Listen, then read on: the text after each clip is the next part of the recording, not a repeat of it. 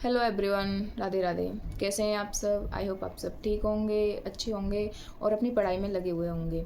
मौसम थोड़ा चेंज है तो अपनी तबीयत का भी ध्यान रखिए, क्योंकि तबीयत ख़राब होने से काफ़ी टाइम ख़राब हो जाता है और टाइम ये है कि ख़राब होता ही होता है, साथ में पढ़ाई का लॉस भी होता है। तो मतलब ये है कि पढ़ाई नहीं कर पाते हैं तो चीज़ें मतलब डिसमिस हो जाती हैं, रिवीजन का जो शेड्यूल है वो सब कुछ ख़राब हो जाता है। इस वजह से अपनी तबीयत का अच्छे से ध्यान रखिए और अपनी पढ़ाई को बेहतर तरीके से करते रहिए। और सभी वैकेंसीज़ पेट वगैरह पर भी ध्यान दीजिए, पेट वगैरह का फॉर्म फिल कर दीजिए। बाकी कोई भी वैकेंसी आ रही है सभी को देखिए, ऐसा नहीं है कि किसी एक वैकेंसी पर आप बैठे रहें।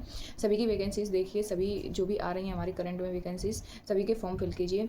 तो आपको पता ही है हमारा टारगेट सीरीज़ चल रहा है जो यूपी पुलिस और यूपीएसआई के लिए ही है। और ये तो एक रिवीजन है, ये यूपी पुलिस या यूपीएसआई में नहीं, अदर वैकेंसीज़ में भी बहुत काम आने वाला है। बस ये है कि एक नाम दे दिया है कि हम यूपीएसआई या यूपी पुलिस के लिए कर रहे हैं। बाकी रिवीजन और पढ़ाई सभी जगह काम आती है।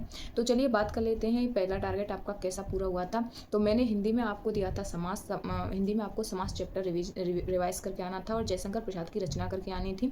तो आपको स्क्रीन पर समाज से रिलेटेड 2 क्वेश्चन दिखाई दे होंगे, क्योंकि ये मोस्ट इंपॉर्टेंट चैप्टर है, इसलिए आप इस पर थोड़ा ज़्यादा ही फोकस करिए क्योंकि इससे क्वेश्चंस पूछे जाते हैं। तो ये 2 क्वेश्चंस थे, आपने आई होप अटेम्प्ट कर लिए होंगे। बाकी वोकैबुलरी जो हमारी रहती है वही रहेगी और आप अच्छे से याद करेंगे, ऐसे मैं आपसे उम्मीद रखती हूँ। अब चलिए बात कर लेते हैं मैथ की, कि मैथ में मैंने आपको कौन सा चैप्टर दिया था। तो मैथ में आपको मैंने एवरेज दिया था और उसके 100 प्लस क्वेश्चन लगाने थे। उससे रिलेटेड स्क्रीन पे आपको 2 क्वेश्चंस दिखे होंगे और दोनों ही बहुत ही अच्छे क्वेश्चन हैं।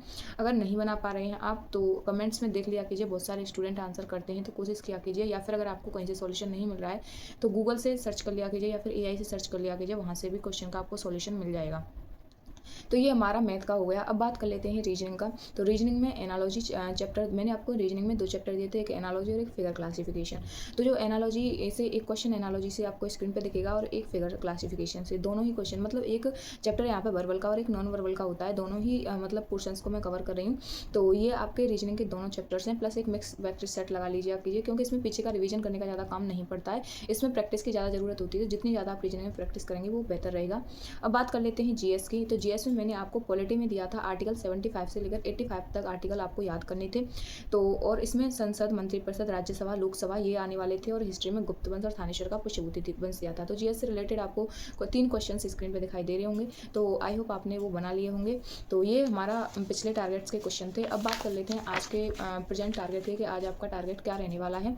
तो आज अगर बात करें हिंदी की, तो हिंदी में आपको बर्तनी चैप्टर रिवाइज करके आना है और उसके राजपाल वाली बुक से क्वेश्चन प्रैक्टिस करके आनी है। राजपाल वाली बुक आपको फॉलो करनी है, हिंदी के लिए बहुत ही बेनिफिशियल आपके लिए होगी वो। और जयशंकर प्रसाद की रचना आज भी रिपीट करनी है आपको, क्योंकि एक साथ इतनी सारी रचनाएं जयशंकर प्रसाद की नहीं हो सकती, इस वजह से जयशंकर प्रसाद की रचना आपको करके आनी है। और शायद में साहित्य से रिलेटेड एक के आपको साहित्य का पोर्शन कैसे अपना अलग से तैयार करना है उसके लिए एक छोटी सी वीडियो लेकर आऊँगी, तो आपको शायद वो बहुत ही बेनिफिशियल रहेगी, तो उसके लिए मैं सोच रही हूँ। और वही हमारी वोकैबुलरी 10 पर्यायवाची, 50 विलोम शब्द, 10 अनेकार्थी, 10 तद्भव और 10 मुहावरे रहने वाले हैं वोकैब में। तो आई होप आप ये सब याद कर रहे होंगे और कंटिन्यूटी से अपने टारगेट्स को फॉलो कर रहे होंगे। अब चलिए बात कर लेते हैं रीजनिंग की, कि रीजनिंग में आपका क्या टारगेट रहने वाला है। रीजनिंग में आपको एक चैप्टर तो क्लासिफिकेशन करके आना है, जिसे हिंदी में कहते हैं वर्गीकरण की प्रैक्टिस करके आनी है। प्लस दूसरा चैप्टर है काउंटिंग ऑफ फिगर्स, जिसमें फिगर्स को काउंट किया जाता है, कि वो गोले वाला क्वेश्चन आता है ना कि इसमें कितने गोले हैं, या मतलब ऐसे रिलेटेड क्वेश्चन होते हैं फिगर से, आकृतियों की गणना। तो ये वाला चैप्टर आपको रिवाइज करके आना है। एक आध मिक्स चैप्टर जो मिक्स सभी चैप्टर्स का होता है, मॉक टेस्ट वगैरह या मिनी मॉक टेस्ट या फिर जो भी टेक्स्ट बुक से आप लगा सकते हैं, तो इसकी क्वेश्चन आराम से कर सकते हैं आप।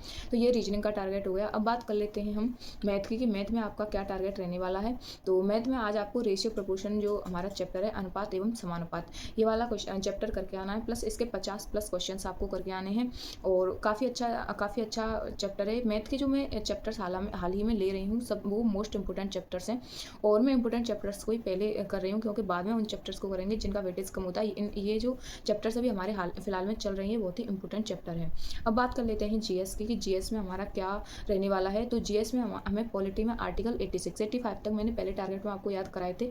86 से और 100 आर्टिकल तक आपको याद करके आना है। इसमें काफ़ी इंपॉर्टेंट पोर्शंस पढ़ते हैं और राज्यसभा से और लोकसभा के पदाधिकारियों से रिलेटेड इसमें जानकारी आपको मिलती है इस वाले पोर्शन में। तो ये पॉलिटी में आपको करके आना है। प्लस हिस्ट्री की अगर बात करें तो भारत पर अरब एवं तुर्क आक्रमण जो हुए थे हमारे, वो आपको याद करके आने, जैसे कि मोहम्मद बिन कासिम ने आक्रमण किया था तो उसने कहाँ सबसे पहले जजिया वगैरह लगाया था, उससे रिलेटेड महमूद गजनवी ने भारत पर कितने आक्रमण किए थे, किस स्टेट से किस स्टेट तक, कौन सा इंपॉर्टेंट आक्रमण था, वो सब मोहम्मद गौरी ने कौन से कब आक्रमण कन्वर्ट किया था सबसे पहले, और जो पृथ्वीराज चौहान से उसने 2 युद्ध लड़े थे, उनके बारे में सब कुछ आपको ऑल कवर करके आना है हिस्ट्री में।